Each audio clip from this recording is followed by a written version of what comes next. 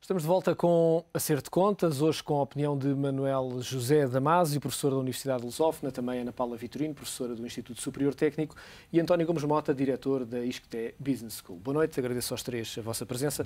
Ana Paula Vitorino, começo por si para lhe perguntar o que é que achou ontem do discurso de Cavaco Silva na tomada de posse? Eu devo confessar que a minha primeira reação foi ficar estupefacta. Porque quando nós estávamos à espera, todos nós estávamos à espera de um discurso, de um contexto de estabilidade, num contexto de dar alguma esperança para o futuro, no fundo, transmitirem-se os objetivos que têm sido colocados ao país e que, de alguma forma, vão estar em cima da mesa, amanhã na Cimeira da Zona Euro e no final do mês. Não, foi um discurso...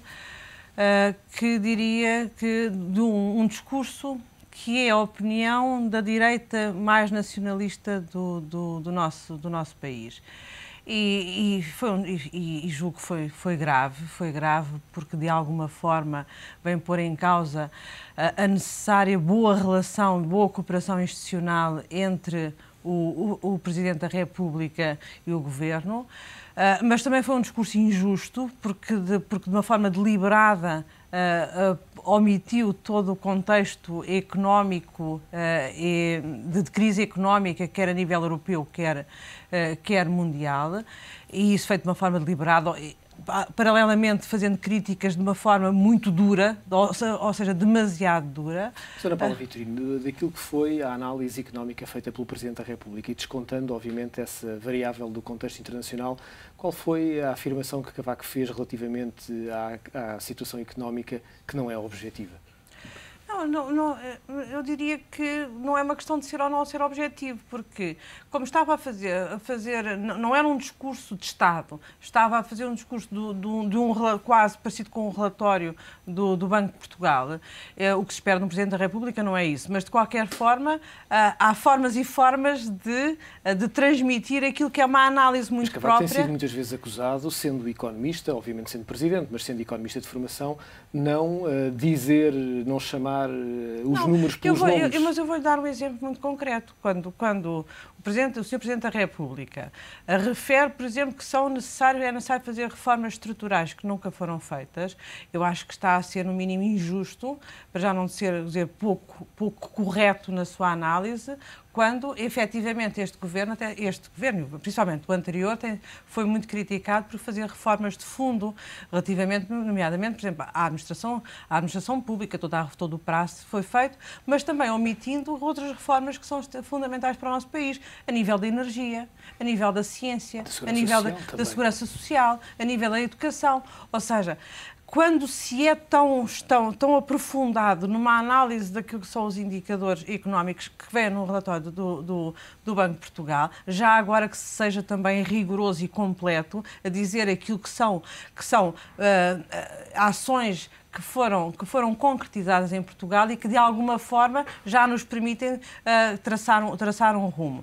Por outro lado, também não se pode ser tão rigoroso assim na análise da situação, quando se é, de alguma forma, depois ligeiro no apontar rumos, porque o apontar rumos foram feitos de uma forma ligeira, em que diria que foi um resumo ligeiro daquilo que o PSD tem vindo a apontar nos últimos tempos.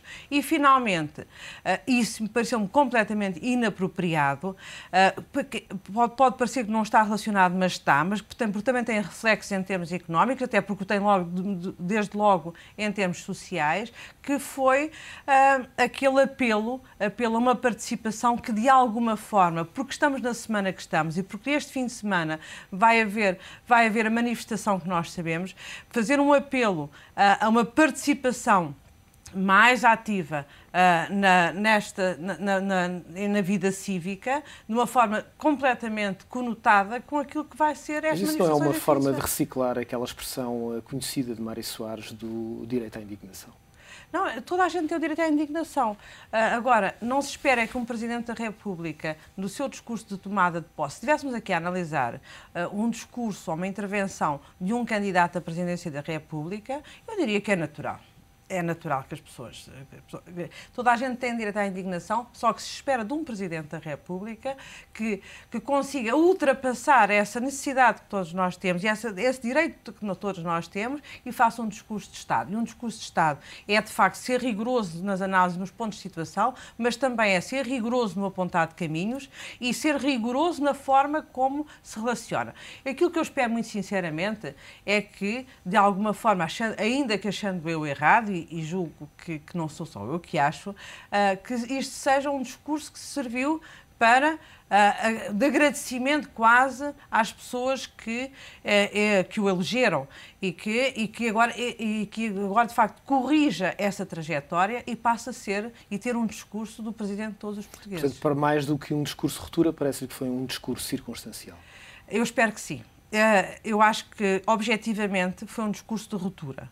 Mas aquilo que eu espero é que esse discurso de ruptura tenha sido circunstancial e que o professor Cavaco Silva passe a ser o Presidente de todos os portugueses, porque é o nosso Presidente. António Gomes Mota, que leitura fez desta intervenção de Cavaco Silva, a primeira do segundo mandato?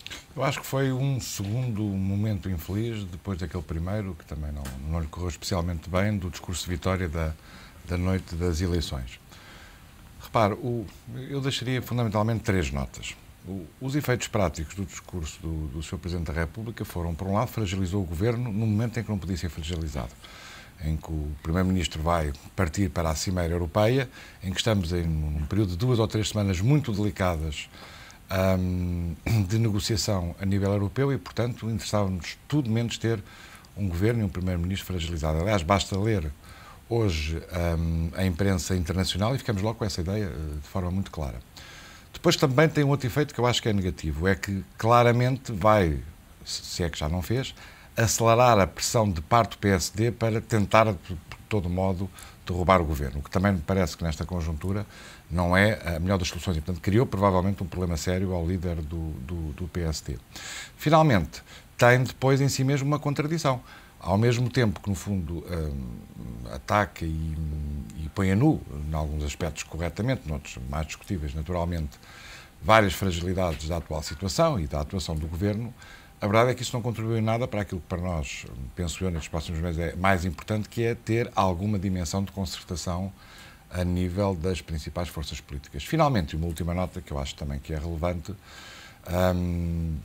acho pouco feliz o seu apelo aos jovens, não em si mesmo, à participação dos jovens, não em si mesmo, mas com a conotação da manifestação do próximo sábado e porque também deixa de fora outros estratos, outros segmentos da população que estão igualmente a sofrer de forma muito significativa. Temos desempregados em todas as gerações e provavelmente até alguns casos mais dramáticos nem são na geração dos mais jovens.